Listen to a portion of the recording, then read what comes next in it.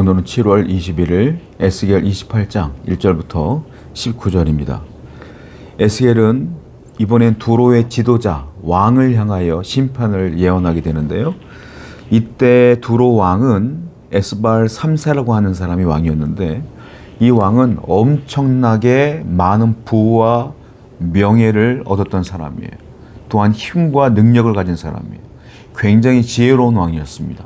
그러다 보니까 그는 엄청난 부를 축적하게 되었고, 이 두로라는 나라가 그래서 많은 부를 축적함으로 주위 나라로부터 부러움을 사게 된 거죠.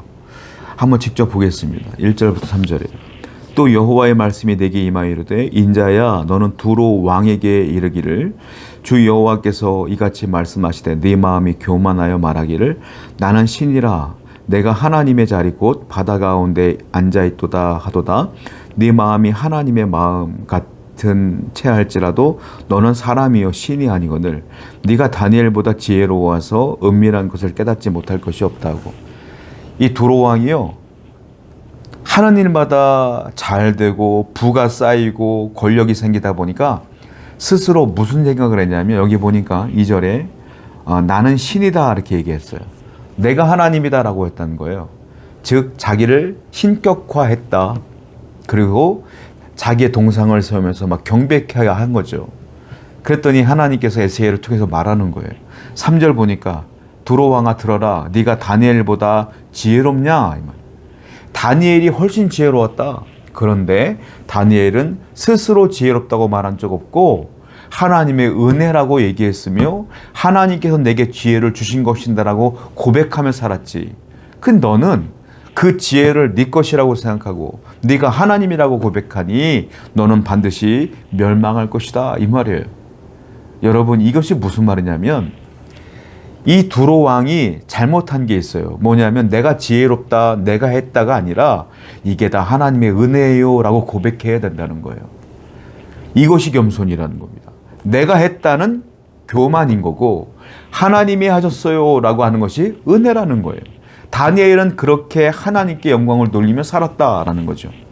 그래서 너는 교만하기 때문에 내가 가만둘 수가 없다 이 말이에요. 성도 여러분, 우리는 큰 착각 속에 살아요. 이 되어지는 모든 것들 다 내가 이루었다고 생각합니다. 물론 인생이 잘 안 풀리는 분들은 그런 생각 안 하겠지만, 인생이 잘 풀리고 풀리는 분들은 다 내가 이루었다, 내가 했다, 내가 똑똑해서다 라고 착각을 하고 산단 말입니다. 그래서 교만은 결핍에서 오는 게 아니라 교만은 완전함에서 오는 거예요. 그래서 잘 될 때 교만해지는 거예요.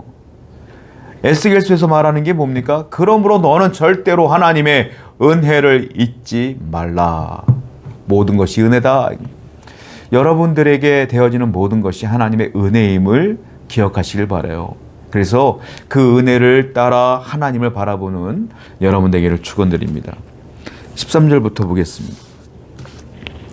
네가 옛적에 하나님의 동산 에덴에 있어서 각종 보석 곧 홍보석과 황보석과 금광석과 황옥과 홍만호와 창옥과 청보석과 남보석과 홍옥과 황금으로 단장하였으며 네가 지음을 받았던 날에 너를 위하여 소고와 비파가 준비되었도다. 너는 기름 부음을 받고 지키는 그룹이며 내가 너를 세우매 네가 하나님의 성산에 있어서 불타는 돌들 사이에 왕래하였도다. 네가 지음을 받던 날로부터 네 모든 길에 완전하더니 마침내 네게서 불의가 드러났도다. 네 무역이 많으므로 네 가운데 강포가 가득하여 네가 범죄하였도다. 너 지키는 그들아 그루바, 그러므로 내가 너를 더럽게 여겨 하나님의 산에서 쫓아냈고 불타는 돌들 사이에서 멸하였도다. 네가 아름다움으로 마음이 교만하였으며 네가 영화로움으로 네 지혜를 더럽혔으며 내가 너를 땅에 던져 왕들 앞에 두어 그들의 구경거리가 되게 하였도다. 여기 보면 두로 왕이 얼마나 교만한지에 대한 얘기를 하는데, 누구와 비교하냐면 에덴 동산에 있었던 아담과 비교를 해요. 에덴에서 쫓겨났던 아담과 두로 너와 너무 비슷해 이 말입니다. 자, 에덴 동산에서 아담이 쫓겨났어요. 하나님은 에덴 동산에서 아담을 위하여 아름다운 것들을 지었다는 거예요. 여기 보니까 홍보석, 에덴, 금강석 이런 것들이 쭉 있었다는 거예요. 그런데 하나님께서 모든 걸 다 준비했다는 겁니다. 그런데 여기 보니까 뭐라고 했느냐면 15절에 네가 지음받던 날로부터 네 모든 길에 완전했더니 뭐라고 해요? 마침내 내게서 불의가 드러났다. 완전했더니 불의했다.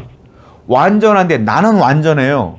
내가 완전해진 거야, 온전해진 거야, 완벽해진 거야. 이게 무슨 말이냐면 모든 것이 다 잘 된다는 거예요. 내가 계획한 것들이 다 이루어진다는 거예요. 완전했더니 불의가 드러났다. 뭐예요? 완전했더니 교만해졌다. 이 말이에요. 또 말해요. 하나님께서는 16절에 네 무역이 많음으로 네 가운데 강포가 가득했다. 무역이 많음으로 무역이 잘 돼. 경제활동이 잘 돼. 물질이 풍부해져. 그랬더니 네가 강포가 가득해졌다. 이 말이에요. 그러니까 교만이라는 것은 제가 아까 말씀드린 것처럼 완전할 때 교만해지는 거예요. 잘 될 때 교만해지는 거예요. 많아질 때 교만해지는 거예요. 교만은 완전한 사람이 하는 거예요. 결핍된 사람은 교만할 수가 없어요. 여러분 생각해봐요. 빵과 물이 없는데 누가 교만해요? 빵과 물이 없으면 광야길을 걷는데 빵과 물이 없으면 떡과 물이 없으면 밥이 없으면 하나님께 울며 기도할 수밖에 없는 거예요. 빵이 넘쳐나고 떡이 넘쳐나고 물이 넘쳐나니까 딴짓하는 거예요. 그러니까 항상 기억하셔야 돼요. 하나님은 혹시 내 인생 가운데 결핍이 많이 생기면 그것은 하나님께서 어쩌면 내가 교만할까 봐 은혜를 주신 것일 수 있어요. 결핍이 생기면 하나님께 기도하면 하나님이 그 결핍을 은혜로 채워주셔요. 근데 풍부한 사람은 그런 기도를 할 수가 없단 말이에요. 그러므로 오히려 없는 것이 복일 때가 있어요. 너무 많으면 교만해진다. 그러므로 기억해야 돼요. 성도는 안 될 땐 기도하고 잘 될 때는 낮아져서 하나님의 은혜를 기억하는 거예요. 이렇게 살아가야 하나님의 은혜 가운데 거합니다. 오늘도 잘 되는 분이 있으면 감사하시고 예배하시며 헌신하세요. 안 되는 분이 있으면 기도하시며 채워주실 하나님을 바라보세요. 그러면 하나님의 은혜로 누군가는 또 어떤 분들은 살아가게 될 줄로 믿습니다. 기도하겠습니다. 하나님, 잘 되든 안 되든 늘 하나님의 은혜를 기억하고 하나님께 나아가는 성도들 되게 하여 주시옵소서. 예수님의 이름으로 기도드렸습니다. 아멘.